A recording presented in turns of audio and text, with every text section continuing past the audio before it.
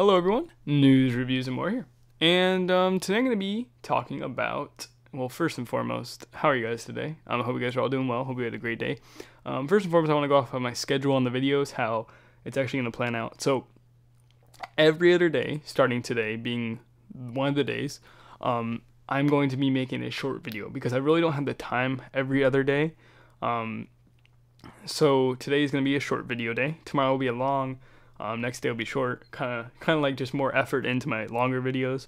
So that's how it's going to kind of work from now on because I really don't have much time during my shorter days.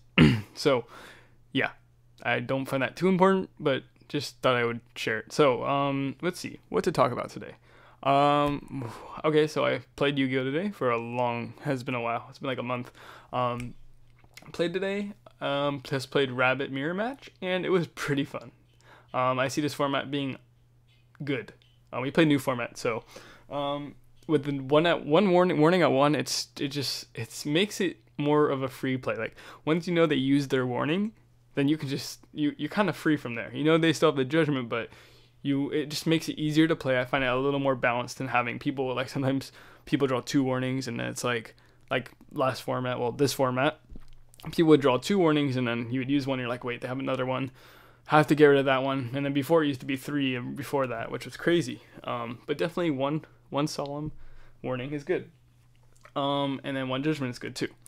So what else can we talk about today? I totally had test played.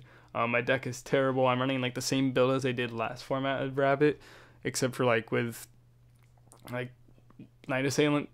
I guess I don't know if I had that in there, but it was pretty bad. So definitely change that up. I'm going to be doing a deck profile soon once I figure out a certain build I like. I'm just seeing what's new on the websites. So let's see what I can talk about today. Let's see. Let me pull something out of my bag here. Oh yeah, I know what we're going to talk about. We're going to talk about playmats and what encourages people to spend so much money on their playmats. All right. So I got multiple playmats here. Let me get my one that I used today. It is custom made by my friend of mine, and it only cost me around $10. Now, this is kind of like, they can range from like $10 to $500 if you're playing with a Spellground mat, which is typically for Magic the Gathering players. But this is the one I usually use, and yes, I do use it as a placemat sometimes when I'm eating. That's why it's so dirty. But it's pretty cool. I love Totoro, I love Pikachu and all that stuff. Got a Kirby Dark Magician Girl.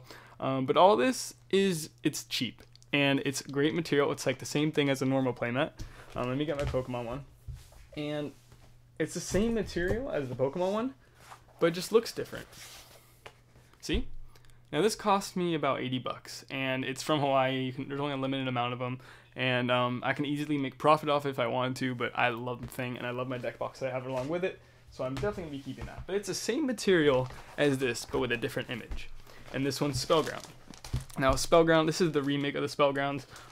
You can find them on a website, and they sell them relatively cheap, and pretty much they feel like Spellground mats, like the original ones, but they're just like crisp. They're brand new. You have to like throw them around, you have to crumble them and all that stuff, and then eventually you're gonna have to play with them. Well, the more you play with them, the more they'll get old and the more softer they'll get. I'm sure there's some kind of tricks you could do where you can make them softer, but that's kind of irrelevant. So these mats range from they can go from $50 to $500 if you're getting the original ones, which those hardcore Magic players, they like to have those. A couple of my friends have like the $300 Spellground mats, which are pretty cool. They're like original ones and whatnot.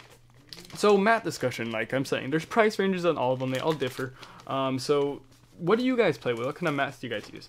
And I just want to promote my friend right now. His name is C. Kaiko, and he does custom mats like this. This isn't his work or anything. This is my friend's. But what he does is he gets a white mat like this, and he will pretty much draw, I believe it's anything like animated related. I'm sure he'll do other things too if you ask him, but I'm not sure. I haven't been too up to date on what he does, but he's doing commissions for people. He's really stacked up at the moment, but if you send him a request, I'm sure he'll try to get something in for you. And I'm sure it does cost a amount of money, so if you want to message him, go ahead. His channel will be right there. He does playmats for you guys, so there's some really cool stuff he can do. He can do stuff 100 times better than this. This is just cool because it was from my friend. But yeah, so check out his stuff too. Those playmats, I don't know his prices, but I'm pretty sure they're not too relatively expensive. And yes, It's a preference. Do you like soft mats with nothing on them, or do you like a wicked cool play mat with like drawings on them of whatever you want, or stuff that's already pre-made, like this one. I also have, or you can just get a blank pad and draw it yourself if you want. So there's so many things you can do.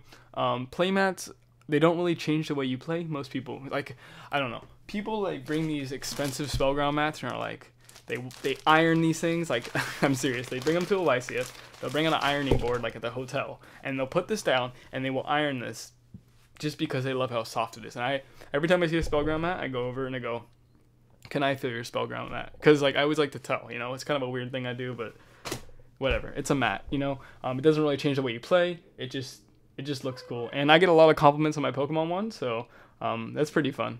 And everyone always asks, is it for sale? Is it for sale? And that whole story behind how I almost got stolen and whatnot. Well, it was stolen, but I got it back thanks to Top Deck Pro. And yeah, so anyways, I hope you guys enjoyed this video. It's kind of a weird video. Like I said, it's going to be kind of quick because I don't really have much time during these days. Tomorrow will be a longer day, so I will have a longer video, a more in-depth video, not talking about something weird like playmats, but definitely go check out C. Kaiko. Cool playmats. He's a great artist. It's amazing. I definitely got to get a mat from him soon. But yeah, so if you guys are interested, make sure to go check out his channel right there, and subscribe to me. I have Facebook, Twitter, and whatnot, so if you guys are interested, make sure to do that. I hope you guys all enjoyed this video, and I'm very sorry about this camera angle. I'm going to fix it soon. Like, who wants to look at my pillow? Right? Alright, thank you guys for watching. News, reviews, and more. I hope you guys all have a great day.